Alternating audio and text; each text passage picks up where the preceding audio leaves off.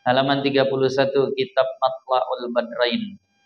Qala al-muallif rahimahullahu taala. Jadi fikih tasawufiyah. Ambil bai'at thariqah silahkan. Yang mau Naksabandi dulu saya ikuti. Thariqat Naksabandiyah saya bai'at. Dulu ada thariqah Sunan Kalijaga. Karena thariqah ini yang terdaftar ada, yang tidak terdaftar pun ada. Nah, ada juga TKN, saya sempat talqin zikir juga, thariqah Qadariyah Naksabandiyah. Nah, ada thariqah Satariyah juga, punya tuan-tuan guru di Tembung. Nah, jadi banyak, tapi yang memang saya rasakan agak, kadang kan kita begini, ada jalan yang rasanya cocok sama kita, ada yang tidak. Tapi yang memang saya rasa tuh betul rasa tuh ya thariqah yang diazin sama Syekh Nuruddin. Walaupun beliau tidak katakan thariqah, tapi saya anggap itu thariqah lah. Dengan bacaan manzilnya, zikiran kami habis subuh, habis zuhur, habis asar. Maka itu yang ternyata lebih berasa. Nah, jadi Bapak silakan pilih yang mana. Tapi dengan mursyid yang benar. Jangan mursyid-mursyidan. Jangan khalifah-khalifahan. Nah, jadi memang dengan mursyid yang benar. Nah, halaman 31. Oh, punya Pak Isa. Halaman 31 dan ke-7.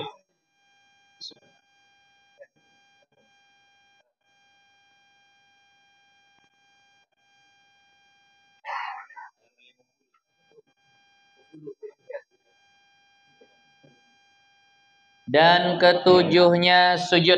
Kita masuk kepada rukun yang berikutnya, yakni rukun yang ketujuh, sujud. Bapak Ibu sekalian, kalau bisa ketika ditanya tentang rukun sholat, jangan lagi tergagap-gagap. Jangan lagi nggak bisa nyebutkan yang 13 rukun sholat tiap hari kita lakukan. Tiap hari kita amalin. Tiap hari kita buat semuanya. Jadi maka jangan sampai nggak hafal. Ini rukun yang ketujuh. Setelah 6 rukun kita bahas. Pertama, niat. Kedua, takbiratul ihram. Ketiga, berdiri. Keempat, Fatihah. Kelima, ruku. Keenam, i'tidal. Ini masuk rukun yang ketujuh. Tentang sujud pula. Nah, dan ketujuhnya sujud 2 kali pada tiap-tiap rakaat. Cukuplah ini menjadi bukti betapa luar biasanya sujud. Karena semua rukun di setiap rakaat itu sekali. Berdiri sekali, baca Fatihah sekali, ruku sekali, i'tidal sekali, cuma sujudlah yang 2 kali. Itu menunjukkan kemuliaan sujud. Dan tambah lagi, seluruh gerakan di dalam sholat tidak ada yang bisa menjadi ibadah kalau dilepas dari sholat kecuali sujud. Ada ibadah berdiri saja, ada ibadah ruku saja, ada ibadah duduk saja. Tapi ada nggak ibadah yang cuma sujud saja? Sujud syukur, sujud tilawah. Tadi artinya dia menjadi ibadah yang mustaqil itu bisa menunjukkan istimewanya sujud. Kenapa? Karena saat itu manusia betul-betul secara zahirnya menunjukkan kerendahannya. Wada'a a'la a'dha'ihi, dia letakkan bagian yang paling mulia, paling tinggi di bagian tubuhnya, fil adna, di tempat paling bawah. Siapapun nggak boleh pilih, mau presiden, mau raja, mau orang terhormat, tetap kepalanya harus nyentuh lantai. Nggak boleh tunjukin kesombongan. Nah, maka banyain sujud. Banyain sujud. Dengan tumak ninah. Harus dengan tumak ninah. Apa tumak ninah? As-sukun ba'dal harokah.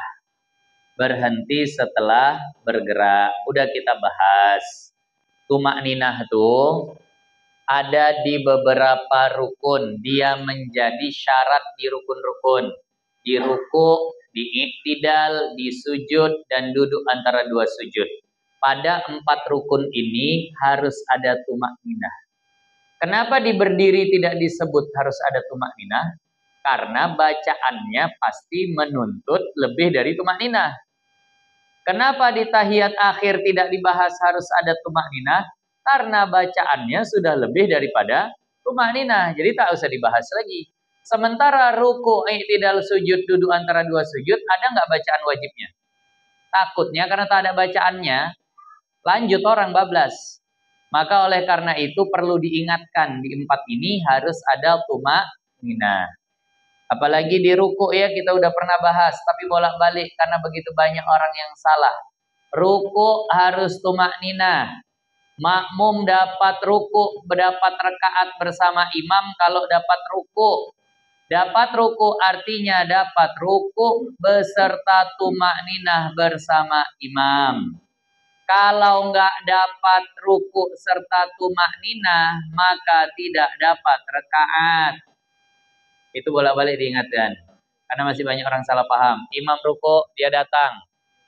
Allahu Akbar, dia ruku.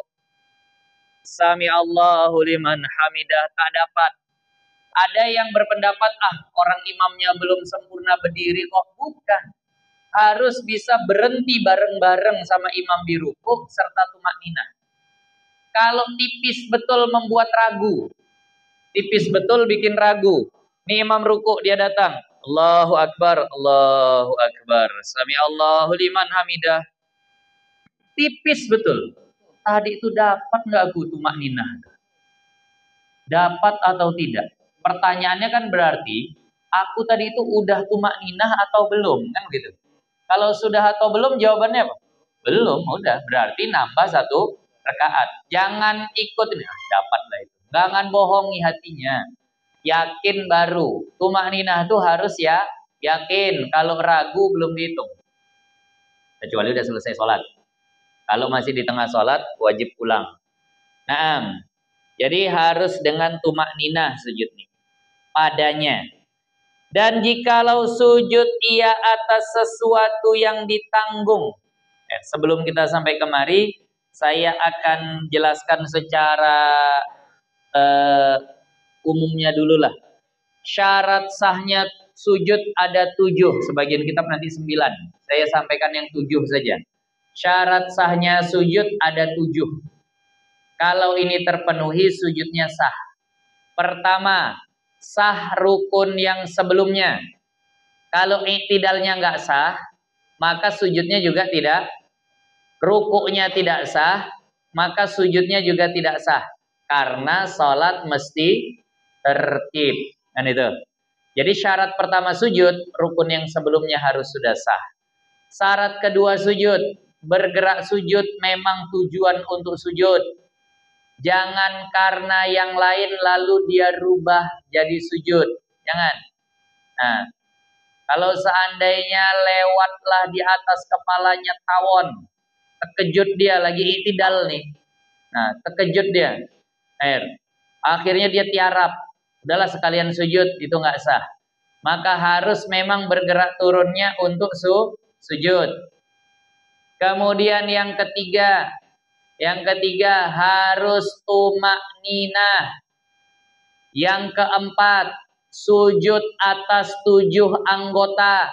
Nanti dijelaskan 7 anggotanya. Yang kelima, sujud dalam keadaan keningnya terbuka. Tidak terlapis dengan pakaian yang dia pakai. Dengan yang bergerak, dengan gerakan dirinya. Yang kelima. Yang keenam, tangkis. Nah, kayak bahasa Indonesia. Tangkis. Tapi artinya terbalik. Pinggang dan pinggul lebih tinggi daripada kepala dan bahu. Ya kalau diterjemahin nggak enak bahasanya. Nungging. Kan gitu kalau diterjemahin. Apalah bahasa Indonesia yang begitu. Nah, apa tuh bahasanya? Nyuruk. Boleh nyuruk. Terserah lah. Pokoknya pakai bahasa yang bagus. Pokoknya pinggang dan pinggul lebih tinggi daripada bahu dan kepala. Yang terakhir yang ketujuh, syaratnya tahamul. Agak ditekan sekira-kira ada kapas, dia gepeng. Dia pengen. Dah tuh 7 syarat sujudnya. Nah, baru kita rinciin di sini. Masuklah nanti semua yang di sini. Dan jikalau sujud ia atas sesuatu yang ditanggung akan dia, seperti apa tuh? Pucuk lah ya, masa puncak. Pucuk serban. Serbannya ekornya agak panjang. Ini yang suka pakai serban diingat. Tidak baik kalau serban tuh, sebagian riwayat ya, walaupun ada riwayat berbeda. Tidak baik kalau serban itu tidak berekor. Di riwayat lain ada yang mengatakan nggak masalah. Nah, kalau 2 ekornya, saya tak tahu sih. Kalau ada 2 ekornya, saya tak pernah baca riwayat. Nah, kalau seandainya mau pakai serban, kalau bisa jangan lebih 1 hasta panjang ekornya. Ini udah paling panjang lah 1 hasta. Kalaupun pendek itu jangan kurang dari 4 jari. Nah, jangan kurang dari 4 jari. Ini kalau 1 hasta, itu bisa nggak dia terselip terus sampai ke kening? Bisa. Seandainya dia sujud di ujung, di pucuk serbannya tadi, nah itu apa hukumnya? Nah, seperti pucuk serban. Nah, kalau ini yang tiada bergerak ya, berarti panjang betul. Seperti pucuk serban yang tiada bergerak dengan geraknya sekalipun. Nah, jadi kalau dia itu sujudnya berlapis, tapi lapisnya nggak bergerak dengan gerakan dia, berarti panjang betul. Sampai tak bergerak pucuknya dengan gerakan dia. Sampai terlilit-lilit ke sini. Kalau itu nggak masalah. Tapi kalau nanti bergerak dengan gerakan dia itu batal. Nah, dan sekurang-kurangnya mengenai setengah dahinya akan tempat sujudnya. Nah, minimalnya dahinya nih adalah kena ke tempat sujud. Nah, jadi nggak mesti semua. Ada aja sebagian sah. Nah, ada orang kadang pakai peci itu suka kali dimaju-majukan sampai dekat ke alis, diturun-turunkan. Tapi masih ada keningnya. Maka itu kalau seandainya disujudkan kena, maka sah. Mana batas kening? Mana yang disebut kening? Atas bawah, dari awal tempat tumbuh rambut sampai alis. Kanan kiri, dari pelipis kanan sampai pelipis kiri. Itulah kening tuh. Nah, jangan tanya luasnya, beda-beda orang. Ada yang memang agak lebar betul, ada yang agak tinggi. Tapi itulah ukurannya, atas bawah dari awal tempat tumbuh rambut di kening, nah, sampai alis mata. Kanan kirinya nih pelipis, tau pelipis ya? Pelipis tuh yang biasa kalau petinju gampang pecah kalau ditinju tuh. Nah, ujung alis lah ya, kita bilang ujung alis. Nah, itu pelipis tuh. Nah, jadi kalau masih bagian situ ada kena ke tempat sujud, memadai. Nah, itu memadai. Jadi itu ukuran kening tadi. Nah, dan wajib dibukakan dahinya, wajib dibukakan dahinya. Jangan ada jangan berlapis. Seperti pembalut, seperti ada perban di situ. Dan umpamanya. Nah, dan umpamanya. Nah, jadi jangan sampai ada. Nanti istilahnya jangan sampai terlapisi dengan sesuatu yang bergerak dengan gerakan dirinya. Ini sering saya ingatkan kepada ibu-ibu. Jangan sujud di atas telekungnya ya Bu. Jangan sujud di atas telekungnya. Pertanyaan saya, itu telekung bergerak nggak dengan gerakan ibu ketika sholat? Bergerak. Ibu naik turun, dia ikut naik turun. Ibu angkat tangan, dia ikut angkat. Maka kalau terlapis dengan telekungnya, batal. Kadang ada sebagian ibu-ibu, tengoknya sejadahnya agak kotor. Dihamparkannya telekungnya ke depan, supaya dia sujud jadi alas telekungnya itu. Nggak sah tuh. Kalau mau ambil sejadah yang lain atau letakkan sesuatu memang di situ kian, supaya tidak bergerak dengan gerakan dirinya. Nah, jadi jangan sujud di atas telekung. Gitu juga kadang ada perempuan pakai anak jilbab, inner, ya apalah namanya itu. Nah, songkok dalamnya itu kadang ada pula yang sampai dekat kali ke mata. Nah, itu kalau sujud juga nggak sah. Yang ketiga, kadang ada sebagian perempuan, alhamdulillah, sudah belajar, sudah tahu menutup aurat yang sempurna, bahkan dia pakai cadar. Cadarnya yang bandana atas bawah, atasnya ada, bawahnya pun ada. bagus lah itu. Tapi kalau sholat tak dilepas, tak sah nanti sholatnya karena keningnya tertutup. Apa hukum sholat pakai cadar? Kalau yang atas wajib dibuka, yang bawah tafsil, ada rincian. Kalau tidak ada laki-laki ajnabi yang melihat, bagus buka. Tapi kalau ada laki-laki ajnabi, paham ajnabi? Yang bukan mahram. Kalau ada laki-laki yang bukan mahram yang bisa memandang-mandang, biar aja tertutup. Nah itu tadi, biar saja tertutup. Tapi kalau yang atas ini wajib buka, karena itu memang yang harus kena langsung ke tempat sujud. Kalau laki-laki ya biar pecinya, tapi udah jarang lah. Atau biasa kadang ada yang baru belajar pakai serban. Serbannya panjang, lilit, tak bersisa keningnya. Begitu, baru belajar. Kan makin lama makin tertutup semua tuh, Bang. Akhirnya tak tersisa. Atau kadang terlalu tebal, jadi akhirnya keningnya itu jauh kali dari lantai. Ini agak tebal di sini, nggak bisa kening tuh kena. Hati-hati nih yang baru pakai serban. Ada yang pingin mau kayak Habib Umar. Nah, sampai Habib Umar tuh 7 sampai 9 lapis. Kalau saya masih ikut caranya Syekhuna, Syekh Muhammad Nuruddin 3 lapis saja. Nah, saya masih pakai itu. Yang kedua saya memang tak pandai begitu. Itu tadi, tertutup semua muka saya rasanya kalau saya dililit. Karena habis sudah. Kan makin lama makin turun. Yang sini sebelah makin naik, yang sebelah makin turun, kan begitu terus. Habis kening saya nanti tak bersisa. Kalau begitu tak sah. Bagus lah. Ala kulli hal pakai serban itu bagus. Macam Pak Isa ini bagus. Dilazimi. Karena itu memang hiasannya laki-laki. Salat kalau pakai serban bertambah pahalanya. Salat kalau pakai imamah bertambah pahalanya. Tapi tadi hati-hati.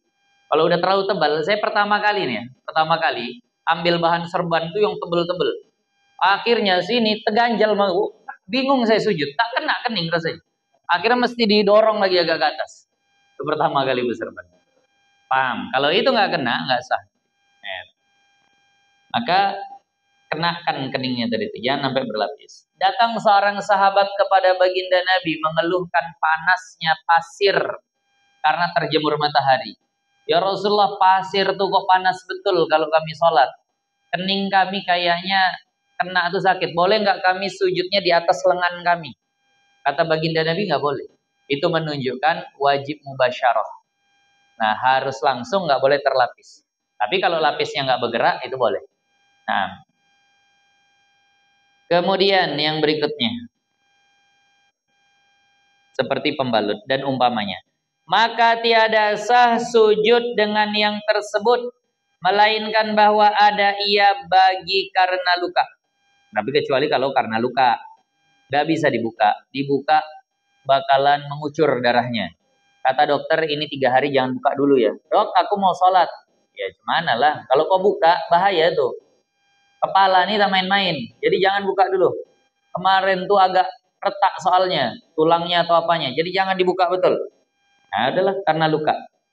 Dan masyaqqah atasnya membuangkan dia. Gak bisa dibuka, payah. Yang amat sangat, betul-betul payah. Maka sah sujudnya dan tiada wajib qadha sembahyangnya. Melainkan jika ada di bawahnya najis yang tiada dimaafkan daripadanya. Kecuali kalau najisnya nggak dimaafkan. Apalah contoh najis yang tidak dimaafkan? Ada darah orang lain lah. Kalau darah dia sendiri kan dimaafkan. Kalau darah dia sendiri walaupun banyak itu dimaafkan. Ya Allah alam lah. Bagaimana lah, mungkin perbannya yang bernajis, ataupun ada najis orang lain di situ, darah orang lain, nah yang banyak itu tak dimaafkan. Ya. Anggota tayamum ini bahas tentang masalah sujudnya. Kalau masalah tayamumnya, kalau dia di anggota tayamum, nggak bisa kena debu dan nggak bisa kena air, ya nanti wajib diulang. Nah ini tentang masalah sujudnya. Misal dia sudah wudhu, kemudian bocor kepalanya, kemudian diperban. Udah wudhu, bocor kepalanya, diperban. Nah, maka kemudian dia salat dalam keadaan begitu. Sahkah salatnya? Sah. Nah, kecuali ada najis asing tadi. Nah, kalau cerita tayamum nanti memang beda lagi. Kalau dia di anggota tayamum nggak bisa kena air, nggak bisa kena debu, wajib qadha salatnya. Nih. Dan tiada wajib membukakan dua tangannya. Yang wajib mubasyarah langsung kena ke tempat sujud itu kening saja. Adapun tangan ini nggak wajib langsung kena ke tempat sujud. Dan dua kakinya, gitu juga kaki nggak usah pun kena ke tempat sujud itu memadai. Artinya terlapis dia. Misal tangan kalau ibu-ibu terlapis telekung nggak masalah. Yang wajib itu kening saja. Kalau tangan terlapis telekung nggak masalah. Gitu juga kaki biasa kan terlapis sama sarungnya ya Bu ya. Kan di apa tuh bahasa? Dipanjangi, dijulurkan sampai kalau bahasa Jawa sampai ngelengsreh, sampai ngelesoh apalah bahasa saya tuh paham tuh. Nah, sampai ya lebih-lebih begitulah kan biasa gitu perempuan untuk cari aman. Nah, jadi kadang kalau sujud itu kaki terhalang sama sarungnya, nggak langsung kena ke tempat sujud tak masalah. Walaupun memang dikatakan di sini hanya sunnah jua. Maka kita yang laki-laki, kalaupun sholat pakai kaos kaki, sah nggak tuh? Sah. Tapi afdolnya buka kaos kakinya supaya langsung perut jari kaki menyentuh tempat sujud.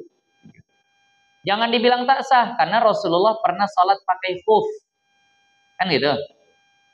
Rasulullah pernah sholat pakai khuf. Berarti kalau sholat pakai khuf, perut jari kakinya nyentuh langsung nggak tuh? Enggak. Dan ternyata nggak ada masalah. Dan yang memang wajib langsung hanya kening. Ibu tak usah sampai saking pinginnya, disingkir-singkirkan telekungnya. Takutnya gara-gara itu bergerak 3 kali. Mau sujud dia tangannya pingin langsung nyentuh ke lantai. Terhalang telekung. Akhirnya karena pingin kali, wah digeser-geser sampai 3 kali bergerak itu bisa batal nanti. Udahlah, kalau memang tak dapat, ya udah. Yang penting kening, jangan terhalang. Nah, kemudian dan wajib dihantarkan satu suku daripada dua lututnya. Wajib lutut itu ikut ke tempat sujud. Dan satu suku daripada dua tangannya. Tangan maksudnya telapak tangan. Wajib ada ikut ke tempat sujud. Dua telapak tangan. Nah, dan perut atau anak jari dua kakinya. Perut jari kaki. Nah, berarti perut jari kaki 2, lutut 2 udah 4, telapak tangan 2 udah 6, terakhir apa? Kening. Ini yang dikuatkan dalam pendapat Imam Nawawi. Kalau Imam Rafi'i itu anggota sujud cuma kening. Maka jangan, ya bahasa saya nih, walaupun kalau mau ihtiyat afdol, tapi jangan galak-galak kali jadi dai. Melihat ada orang sholat, kaki sujudnya diluruskan, tidak didirikan. Diluruskan begini. Kau udah berapa lama sholat begitu? Ya beginilah sholat dari dulu. Berapa umurmu sekarang? 40. Balik umur berapa? 15. Berarti ada 25 tahun. Qadha semua. Jangan begitu. Udah. Galak kali jadi dai. Tak sah itu sholat. Padahal bukan keluar mazhab. Mohon maaf, seandainya keluar mazhab pun masih ada yang membolehkan. Apalagi ini cuma beda antara Imam Nawawi dengan Imam Rafi'i. Kalau kau mau qadha bagus, karena itu pendapat muktamad. Kalau tidak pun ya tak apa-apa. Nah, aku ikut pendapat Imam Rafi'i. Imam Rafi'i itu yang wajib cuma kening aja. Seandainya semuanya tak menyentuh, cuma kening aja yang nyentuh, sah.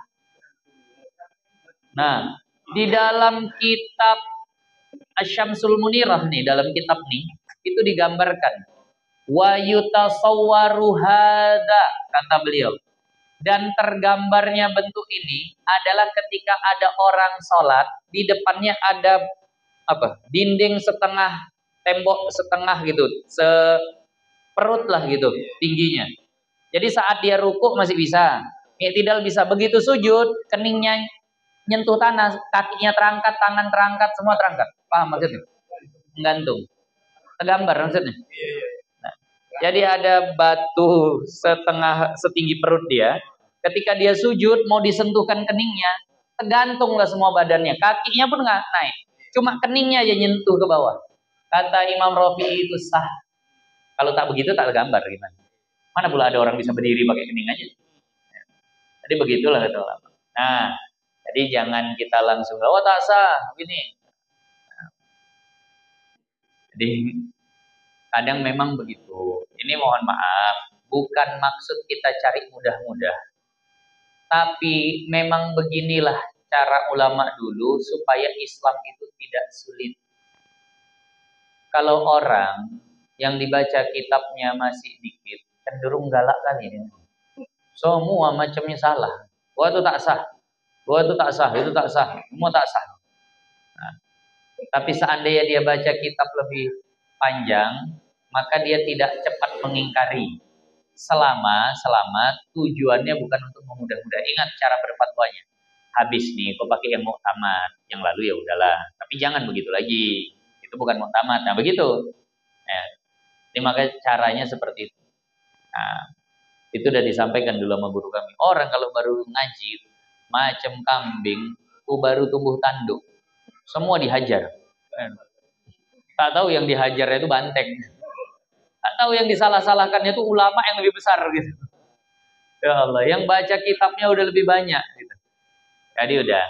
Saya pun dulu sempat mengalami yang seperti itu. Tapi ketika banyak baca kitab, ya Allah, ada aja pendapat begini. Jadi kalau saya ngelihat ada orang alim lah ya, yang menyampaikan satu fatwa kayaknya berbeda, saya nggak langsung ingkari. Mungkin bisa jadi aku yang belum baca kitabnya. Paling saya jawabnya, saya tak tahu Pak. Tapi yang saya tahu begini di kitab ini. Kalau seandainya ada pendapat begitu, tolonglah sampaikan sama tuan guru tadi itu, bilang di mana terbaca di kitabnya, kan begitu. Nah, jadi begitu. Man kasurat qiraatuhu alla ingkaruhu. Barang siapa yang banyak membaca maka sedikit mengingkari. Nah, karena banyak bacaan. Lanjut. Oh, udah lebih 1 jam. Pas ya 1 jam. Sedikit lagi lah Bu ya. Ini duduk begini enak ini, tak capek, bisa tahan lama saya. Baru ini duduknya. Kalau duduk bersimpuh itu memang cepat capek. Cuma itu adabnya bagus. Cuma kalau begini pun tak apa-apa. Karena memang dianjurkan kalau seandainya kita duduk untuk orang banyak itu memang ditinggikan. Itu sunnah dari baginda Nabi. Kalau duduk untuk orang banyak sunnah ditinggikan supaya yang dari ujung-ujung pun nampak. Nah. Berikutnya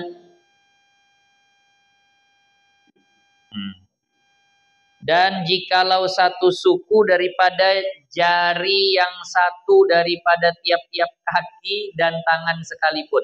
Jadi kalau seandainya dia sujudnya cuma begini aja nih tangannya. Memadai nggak nih? Memadai. Kenapa? Karena sudah ada sebagian dari bagian telapak tangan dalamnya yang kena sujud. Tapi kalau sujud begini memadai nggak? Tidak. Tapi kalau begini memadai nggak? Memadai, ini ada jempolnya yang kena. Nah, kadang ada orang sujud tangannya digenggam. Nah, kalau dia sujudnya begini nggak sah. Menurut Imam Nawawi. Sekali lagi, muktamadnya. Tapi kalau begini sah.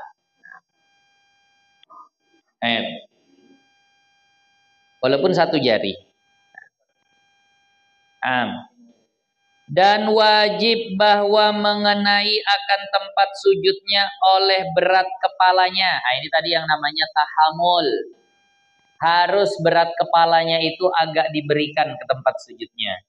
Yakni diberatkan kepalanya dengan ditekankan dia sedikit. Tekan sedikit, tak usah sampai hitam. Saya heran. Kadang ada sebagian orang memaksa pula bahwa hitam itu adalah ciri orang baik. Sampai dia berani bilang jidat baginda Nabi itu hitam. Itu penghinaan untuk Nabi. Nabi itu tak ada dibilang keningnya hitam. Sampai dia berani bilang, yuk Rasulullah itu keningnya hitam. Entah dari mana riwayat Rasulullah keningnya hitam. Wajah Rasulullah bersih, putih, abyad musyarraban bil hamra, putih menyerap kemerahan. Masa iya ada hitam di sini Rasulullah? Kayaknya itu kan sesuatu yang dihindari ya. Kalau dibilang makin tampan, dia bersih makin tampan. Dan Rasulullah orang paling tampan. Nah, ya kalau dia hitam jangan bawa-bawa Rasul gitu. Keningnya hitam. Jadi ditekankan sedikit atas tempat sujud. Ukuran nekannya seberapa? Sekira-kira jika ditaruh umpama kapas di bawahnya, niscaya kempis. Enggak ada fa-nya di situ. Kemas. Di situ apa itu? Niscaya terjemahannya. Kemas. Di situ kemas. Kemas. Kemas itu bahasa Melayu rapi. Niscaya rapi gitu. Kempes. Nah, niscaya kempes. Nah, niscaya kempis ia dan tiada wajib ditekan pada anggota yang lain. Ya, tangan, kaki itu tidak mesti tahammul. Atas yang muktamadnya, atas yang pendapat muktamad. Wajib yang lain atas yang muktamadnya wajib ditetapkan dia juga. Hanya wajib tetap saja, tidak wajib ditekan. Nah, itu yang muktamadnya. Jadi nggak wajib tahammul untuk anggota yang lain. Dan wajib ditinggikan. Nah, akan datanglah insya